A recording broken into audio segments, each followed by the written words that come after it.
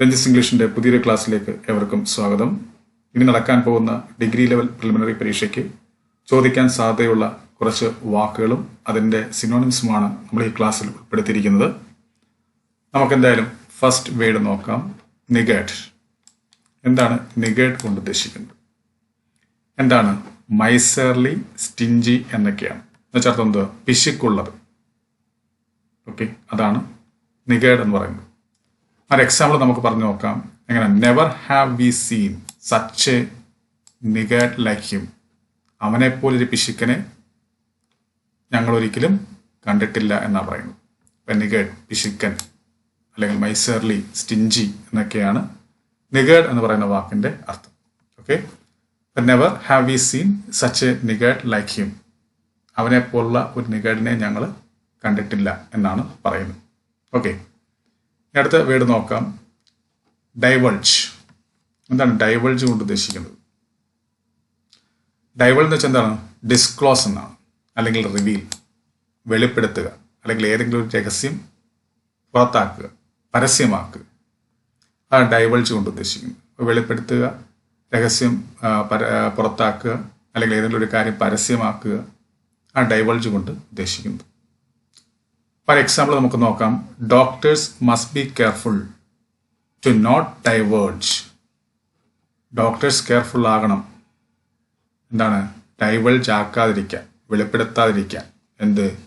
Confidential information about their patients. അവരുടെ പേഷ്യൻസുമായി ബന്ധപ്പെട്ട കോൺഫിഡൻഷ്യൽ ഇൻഫർമേഷൻ പുറത്താക്കാതെ നോക്കാൻ ആര് കെയർഫുൾ ആയിരിക്കണം? ഡോക്ടേഴ്സ് കെയർഫുൾ ആയിരിക്കണം. ഓക്കെ, അപ്പം ഡൈവേർജ് എന്താണ്? Disclose, reveal.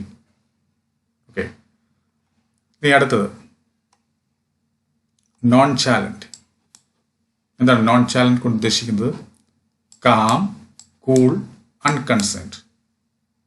എന്നുവെച്ചാൽ വളരെ കൂളായിട്ടുള്ള, ഇനി എന്ത് സംഭവിച്ചാലും ഒരു കുഴപ്പമില്ല എന്നിരിക്കുന്ന മനോഭാവം. അൺകൺസേൺഡ്, ഒന്നിനോടും കൺസേൺഡ് അല്ലാത്ത അല്ലേ. അപ്പം അങ്ങനെ ഇരിക്കുന്നവരെ നമ്മൾ നോൺ ചാലന്റ് എന്ന് പറയുന്നത്. മനസ്സിലായല്ലോ? അപ്പം നമുക്ക് നോക്കാം. Example, though he was a celebrity. അവനൊരു സെലിബ്രിറ്റി ആയിരുന്നെങ്കിലും he was quite nonchalant. അവൻ വളരെ കൂളായിരുന്നു. എപ്പോഴാ? When people recognised him. ജനങ്ങൾ അവനെ തിരിച്ചറിയുന്ന സമയത്ത് അവൻ വളരെ കൂളായിരുന്നു. ഒരു കുഴപ്പമില്ല, ആര് കണ്ടാലും ഒന്നുമില്ലാത്ത രീതിയിൽ അവനിങ്ങനെ പോയിരുന്നു. അപ്പോൾ അതാണ് നോൺ ചാലന്റ് കൊണ്ട് ഉദ്ദേശിക്കുന്നത്. ഇനി അടുത്ത വാക്ക് നമുക്ക് നോക്കാം. ടിൻസൽ. എന്താണ് ടിൻസൽ കൊണ്ട് ഉദ്ദേശിക്കുന്നത്? സ്പാങ്കിൾ അല്ലെങ്കിൽ ഗ്ലിറ്റർ, തിളങ്ങുന്നത്, ശോഭിക്കുന്നത് എന്നൊക്കെയാണ് ടിൻസൽ കൊണ്ട് ഉദ്ദേശിക്കുന്നത്. ഓക്കെ, ഇപ്പോൾ എക്സാമ്പിൾ നമുക്ക് നോക്കാം. The show was all tinsel and grand. ആ പരിപാടി എല്ലാം കൊണ്ടും തിളങ്ങുന്നതും ഗ്രാൻഡും ആയിരുന്നു. ആ തിളങ്ങുന്നതുകൊണ്ട് ഉദ്ദേശിക്കുന്നത് നമ്മൾ അടിപൊളി എന്നൊക്കെ പറയത്തില്ലേ, ആ ഒരർത്ഥമാണ് ഇവിടെ ഉദ്ദേശിക്കുന്നത്. Okay, the show was all tinsel and grand. അപ്പോൾ ടിൻസൽ എന്താണ്? തിളങ്ങുക, ശോഭിക്കുക എന്നൊക്കെയാണ്. ക്ലിയർ ആയല്ലോ? ഇനി അടുത്ത് മൊറോസ്. എന്താണ് മെറോസ് കൊണ്ട് ഉദ്ദേശിക്കുന്നത്? സളൻ, സൾക്കി, ഗ്ലൂമി. ഇതൊക്കെയാണ് എൻ്റെ സിനോണിംസ്. സളൻ, സൾക്കി, ഗ്ലൂമി എന്നുവെച്ചാൽ വിഷാദ രൂപത്തിലിരിക്കുക, വിഷമിച്ചിരിക്കുക എന്നൊക്കെയാണ് മെറോസ് കൊണ്ട് ഉദ്ദേശിക്കുന്നത്. One elderly man sat morosely in the room. ഒരു പ്രായമായ മനുഷ്യൻ ആ റൂമിൽ വളരെ വിഷമിച്ച് ഇരുന്നു എന്നാണ് പറയുന്നത്. ഓക്കെ, അപ്പോൾ മൊറോസ് ഇതാണ് സളൻ, സൾക്കി, ഗ്ലൂമി. ഈ ക്ലാസ്സിൽ നമ്മൾ 5 വാക്കുകളുടെ സിനോണിംസും അതിൻ്റെ എക്സാമ്പിൾ നമ്മൾ നോക്കി. നമ്മൾ ആദ്യം പഠിച്ചത് നിഗേഡാണ്. അതിൻ്റെ സിനോണിംസ് ആണ് ഇതൊക്കെ. മൈസർലി, സ്റ്റിഞ്ചി, മറന്നു പോകരുത്. എക്സാമ്പിൾ നമ്മൾ പറഞ്ഞു. Never have we seen such a niggard like him.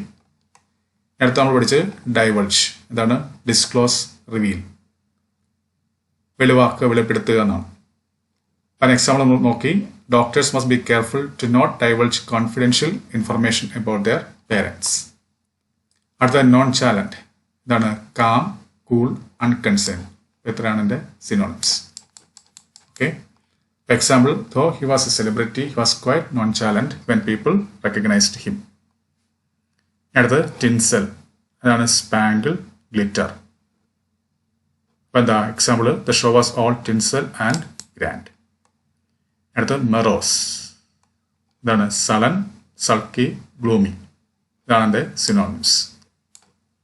Example one elderly man sat morosely in the room. ഇപ്പോൾ ഈ ക്ലാസ്സിൽ പറഞ്ഞ ഇത്രയും വാക്കുകൾ നമ്മൾ ഓർത്ത് വെക്കുക. ഇനിയും വരുന്ന ക്ലാസ്സുകൾ നമ്മൾ ഇത്തരത്തിലുള്ള വാക്കുകളുമായി വരുന്നതായിരിക്കും. ഓക്കെ, അപ്പോൾ എല്ലാവർക്കും നല്ലൊരു വിജയം ആശംസിച്ചുകൊണ്ട് നിർത്തുന്നു. നന്ദി, നമസ്കാരം.